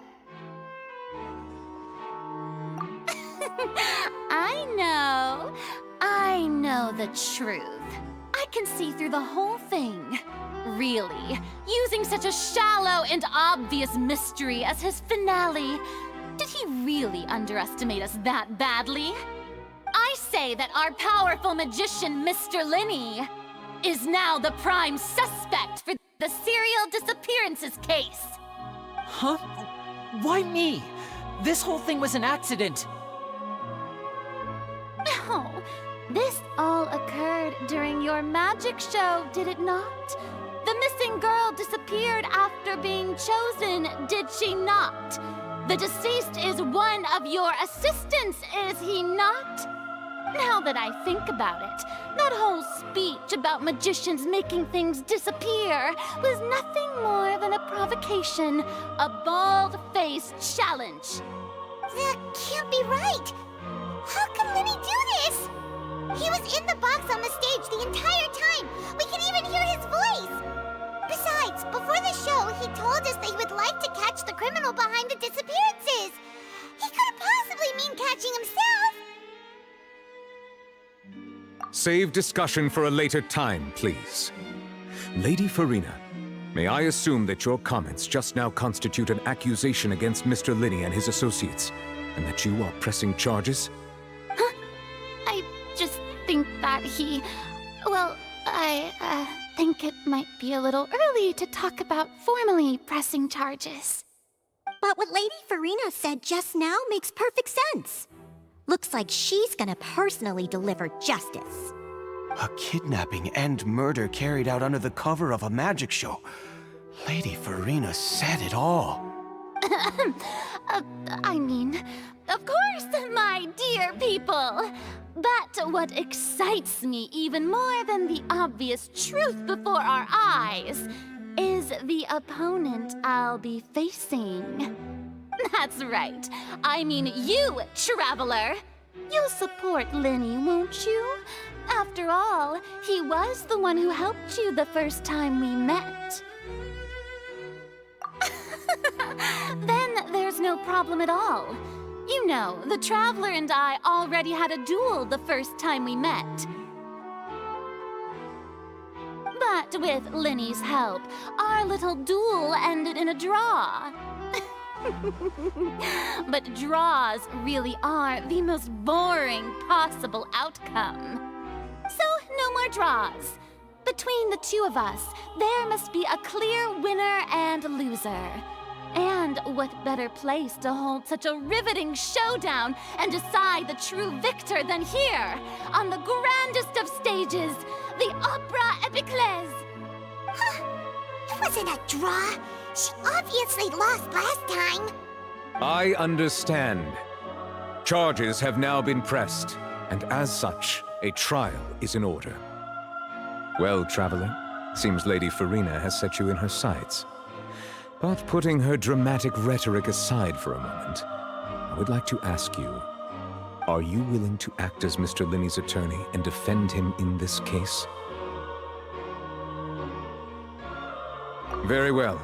The trial will be held a day from now in the Opera House. Both sides may investigate the scene to build their cases and search for the truth.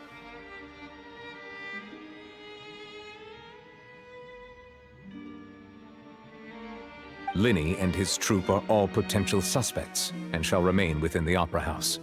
The audience may begin to leave in an orderly fashion once they have been cleared by the guards. A day isn't that long. Let's see what kind of case this big shot outlander can build in such a short amount of time. I'm really quite looking forward to hearing it.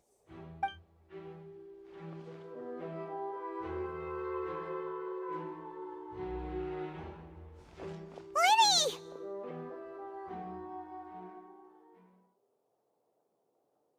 Sorry about everything that happened just now. Were you frightened? Of course! Who wouldn't be scared after witnessing an accident like that? Yeah, I'm a little shaken up myself. How could this happen? And poor Cal.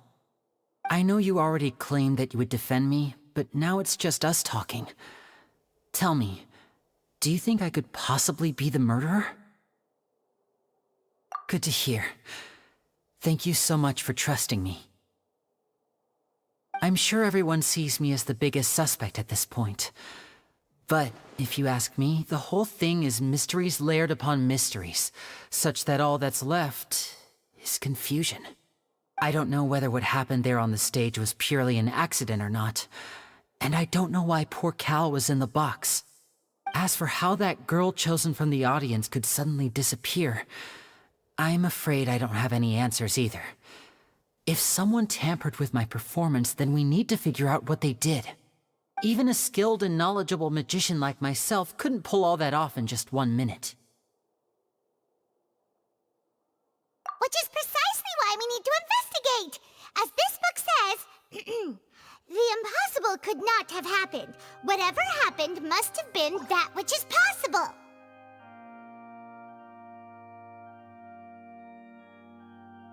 Paimon bought them when we were reading at the bookshop in the city earlier. Pretty cool, huh? Don't worry, Paimon used her own savings to buy them. It wasn't from our travel funds. I think they look cute on you, Paimon. You have good taste, Lynette. That's the right attitude. Feeling depressed isn't going to help me now. I need to get back to my normal self. But with the guards watching our every move, it's going to be especially difficult for Lynette and I to prove our own innocence. Good thing you agreed to be our attorneys. Thanks for that. We'll be counting on you. Yes, thank you so much. Yeah, just leave it to us. Oh, since we're going to start investigating, Paimon has a question first. Where did Lynette go during the performance? Ah, well, I'm afraid that would involve some of our essential trade secrets as magicians. The secrets behind our magic are past saving, Linny. I suppose you're right. The truth behind our tricks is going to be important evidence that will be weighted during the trial. 'Tis truly a pity. As a magician, our magic show is a work of art. We've poured countless hours and spared no effort in perfecting it. But if revealing our secrets will help you uncover the truth behind what happened, then it will be well worth it. We should go somewhere else if we're going to discuss our magic tricks. We'll go speak with the guards, and in the meantime, you can go investigate the stage and the seating areas. Alright, let's go have a look while the investigation teams are still here. Detective Paimon is on the case!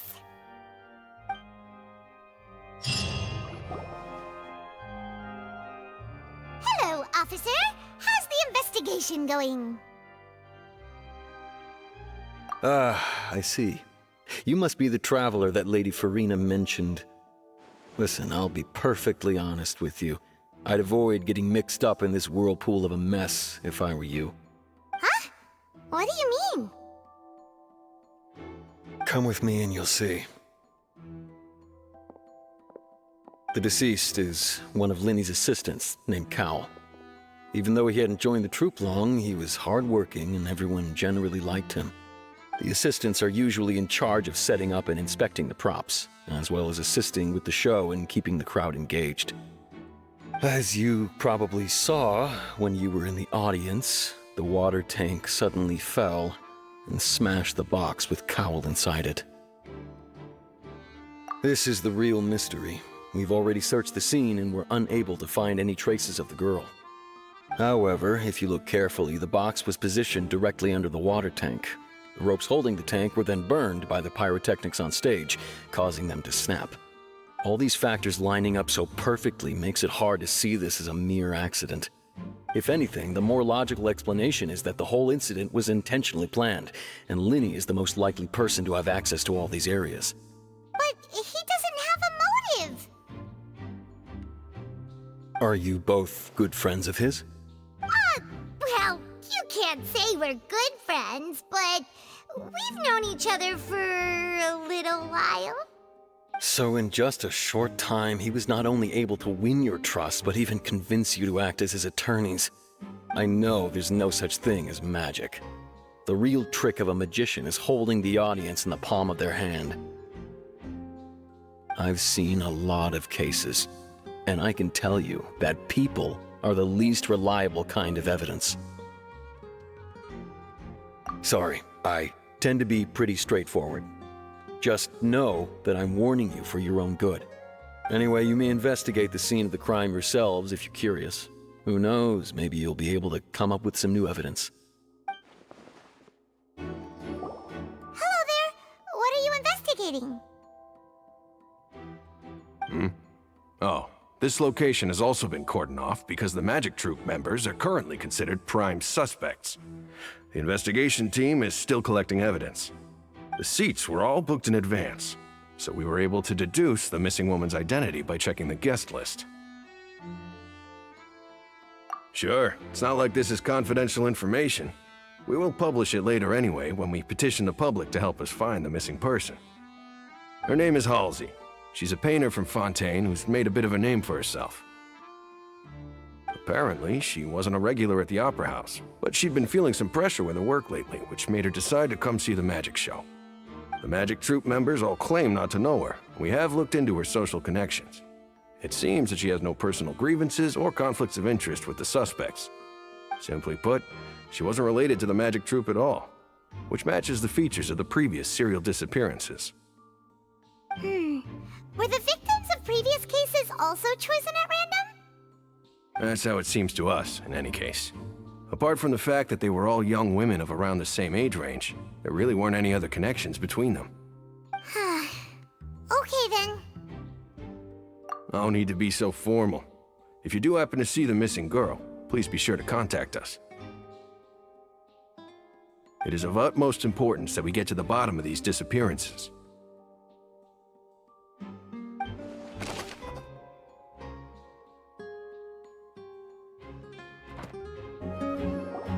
So this is the rope that broke and caused the water tank to fall. The rope looks pretty durable. How can it be burned through so quickly by fireworks? Why are you suddenly so serious, Traveler?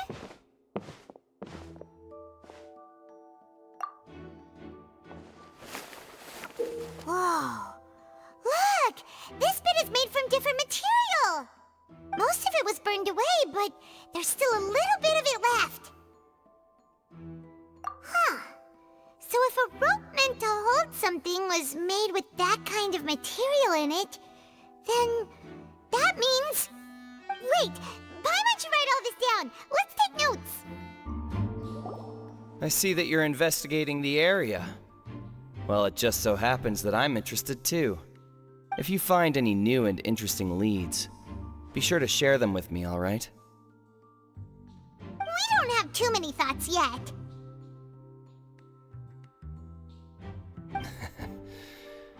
Then why don't I tell you my hypothesis first? The way I see it. It all started with that loud thud. The thud?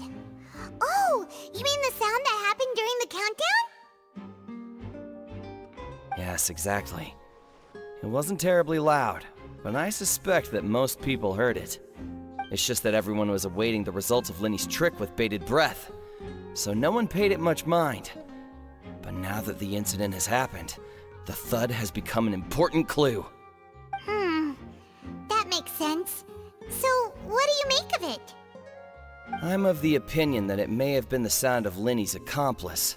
Lynette, perhaps. Jumping atop the water tank or something like that. And when the pyrotechnics went off, she cut the rope, sending the water tank crashing down. Wait, wasn't the noise we heard too loud for that? Perhaps the balance wasn't right, leading to a particularly rough landing. Oh, that's true. I suppose I must reconsider. That does remind Paimon, though. What was with that sound? Hey, you! Yes, both of you! Over here! I've been keeping an eye on you for a while now. Huh? You mean us? That's right. If I'm not mistaken, you're also among those who wish to cut down the thorns and pursue the truth. No? And by the looks of it, you're not from Fontaine. Well, you're right on the more about that one, but who are you?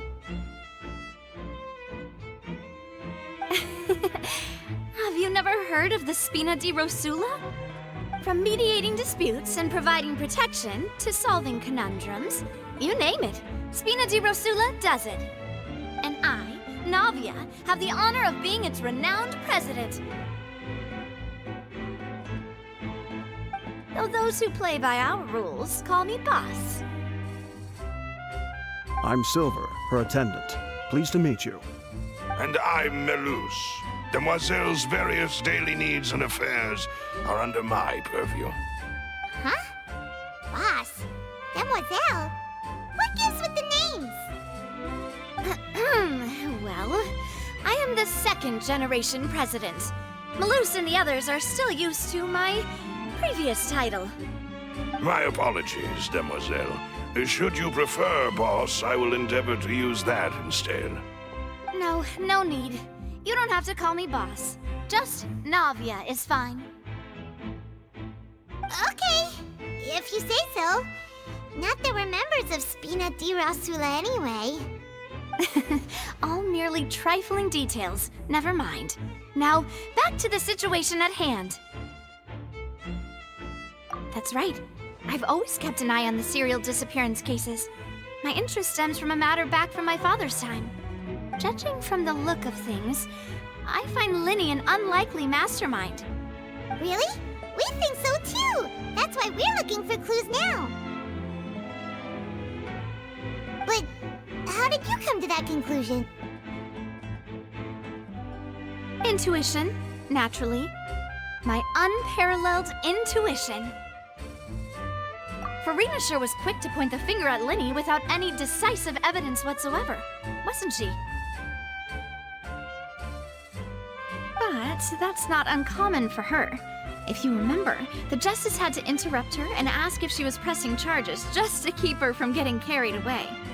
Anyway, a trial begins the moment someone levels charges. And, of course, there was no way Farina was going to back down in that situation. Sounds more like you just don't trust the Hydro Archon. Well, what's your opinion? I must admit that she can be interesting at times, but liking her doesn't mean that I'll blindly agree with her. All right, I've answered your question. Now, it's time you answer mine. Wait a minute, did that answer count? Well, I say it does. But don't worry, you won't hear any pointless questions from me. In your opinion, do you think it's right to treat a trial like it's an opera?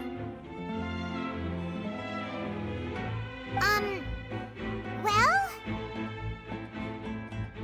And why would that be?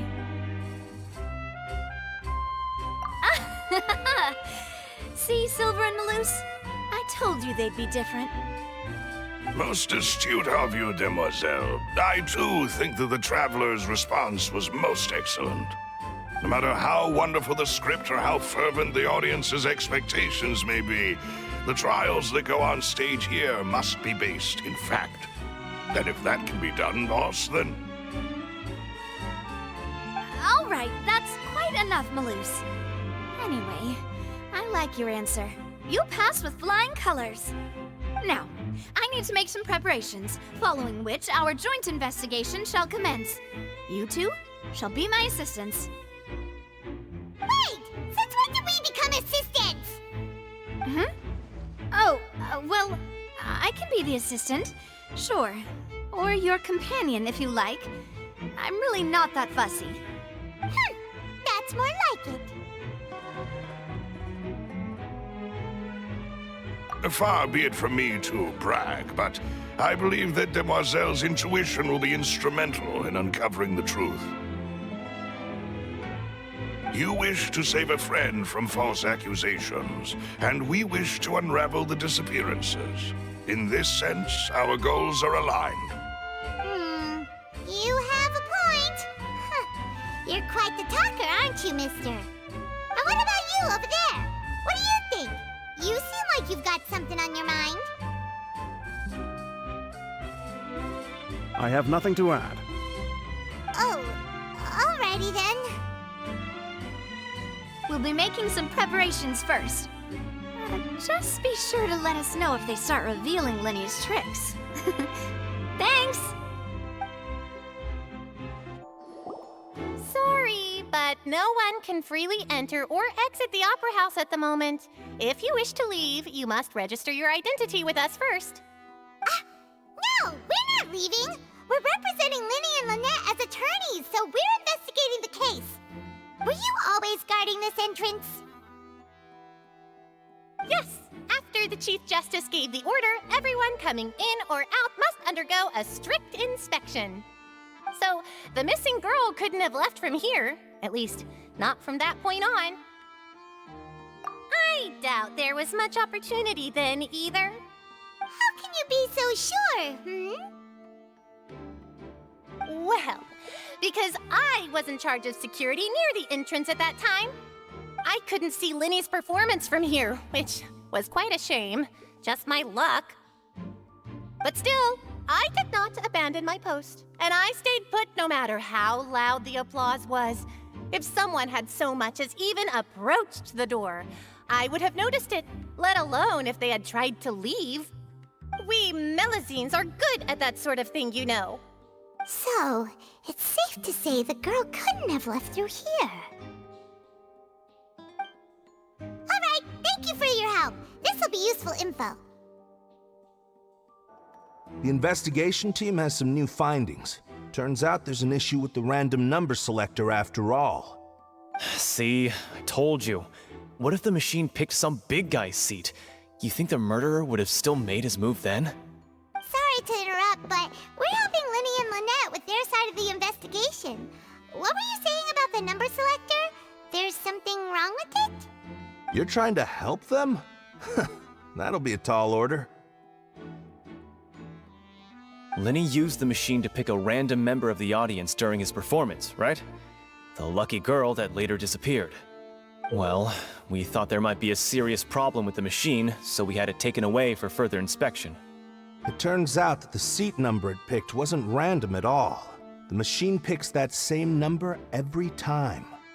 I'm sure you already know that you have to make a reservation in advance to get a seat, regardless of whether it's a trial or some performance. In other words, Linny knew who would be sitting where from the very beginning. That much checks out. Linny reserved our seats for us, too. Bet you see why I was saying it'd be tough to make a case for Linny. Even though it's bad for Linny's case, Paimon had better write it down.